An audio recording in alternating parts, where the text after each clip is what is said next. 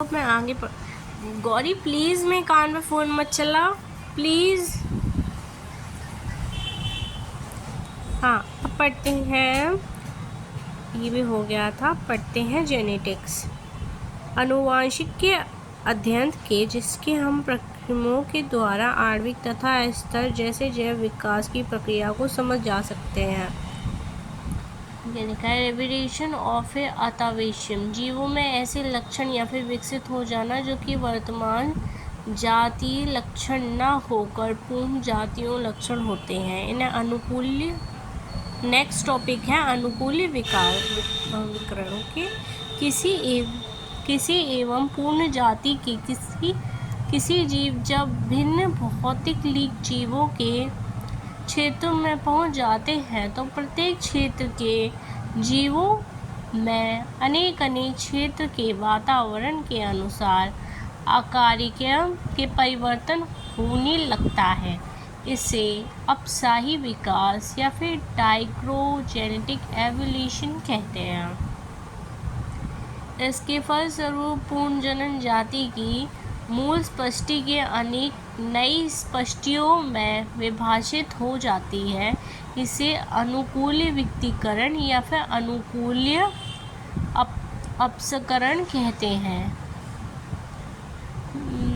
इस प्रकार की प्रथा कोई प्रत्येक स्पष्टि नई जाति में विकसित हो जाती है, जैसे उदाहरण के लिए डायनिक की फ्लेंच और आस्ट्रोलिडिया का माइसुक्लियस। अब नई चीज़ है, इसे बोलते हैं थ्योरी ऑफ एवोल्यूशन। जैव विकास के प्रमुख सिद्धांतों को हमने निम्नलिखित लिखा है, ऐसा किताब में लिखा है। पहला पॉइंट, दूसरा पॉइंट, तीसरा पॉइंट, इसमें टोटल 6 पॉइंट है। पहला पॉइंट का नाम है लेमारवाद या फिर उत्पाचित लक्षणों की वंशागति का सिद्धांत। लेमार्क ने 1809 में फिलॉसफी जूलोसिंस्की नामक पुस्तक को प्रकाशित की थी। इस लेमार्कवाद के अनुसार प्रत्येक जीव अपने जीवन काल में जिस वातावरण में रहता है उसके प्रभाव में अनेक लक्षण उत्पत्ति करता है। वह उसमें लक्षण का स्तरों में पहुंच जाते हैं। धीमे धीमे नई जातियां बनती हैं। कोई भी अंग कोई अंग जिनका लगातार प्रयोग होता है धीमे धीमे आकार में बढ़ता जाता है तथा जिस अंग का प्रयोग नहीं होता उसका क्रम या फिर डिक्रीजेशन हो जाता है। उदाहरण के लिए सांपों के पैरों का नष्ट होना या फिर जिराफ की गर्दन लंबी हो जाना। वीजमान ने जनन द्रव्यों में परिवर्तन की परिकल्पना देकर लैंक्रोमात की कड़ी को आलोचित किया था।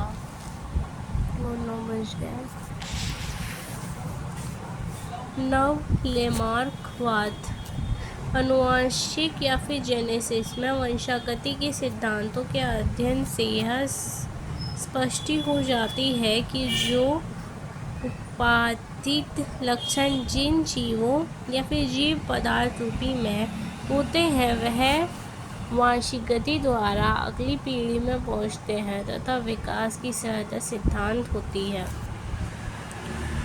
दूसरा है डार्विनियन या फिर प्रकृति चयन का सिद्धांत।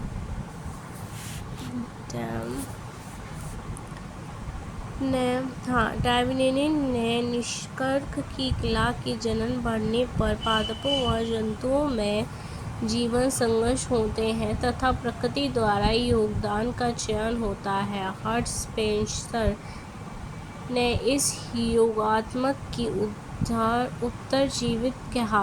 प्रकृति का चयन द्वारा जातियों का विकास ही डार्विनवाद या फिर डार्विस ने सन 1859 में जातियों की उत्पत्ति या फिर ओरिजिन ऑफ द स्पीशीज का नाम शोधन निकाला, जिसमें वैज्ञानिक वेल्सिस भी सम्मिलित थे। डार्विनवाद और नर डार्विन के अनुसार लैंगिक जनन के अनेक वाले जीवों के संतानों में विभिन्नताएं होती हैं। वह विभिन्नताएं उन्हें उत्परिवर्तित म्यूटेशन के कारण डीएनए में हुए परिवर्तनों के कारण होती है। इसे प्रकृति की चयन इसमें लगभग विभिन्न जातियों का चयन करने की सहायता होती है। 5th पॉइंट, होगो डी फ्रीन का उत्पत्ति वितरण का सिद्धांत। होगो ने फिंच ने एक पादप आइनोथुलरा है, कैसा नाम है, लिमाइक्रियान नान या फिर साधनीय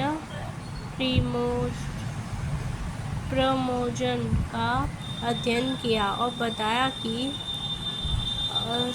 अकस्मात होने वाले परिवर्तन उस परिवर्तन या फिर म्यूटेशन कहते हैं। इन्हें पर्यावरण क्षेत्रों के आधार पर डी फ्रेन ने बताया कि विकास धीमे धीमे प्राकृतिक चयन फलस्वरूप न होकर इस आक्रमित रूप से होने वाली परिवर्तन या फिर उत्परिवर्तन से ही होता है। ये लास्ट है, इसे बोलते हैं आधुनिक संश्लेषीकरण का सिद्धांत। इसके बाद यह जेनेटिक डिफॉल्ट या फिर जीनों के अनुवांशिक अपवहन, ये मैं कल पढ़ूंगी, बट अभी ये वाला है, ठीक है। यह सिद्धांत वास्तव में नर डार्विन का एक ही रूप है। डार्ब्रेजिनिक ने 1937 में अपनी पुस्तक अनुवांशिकी तथा जातियों की उत्पत्ति में इस सिद्धांत का वर्णन किया था।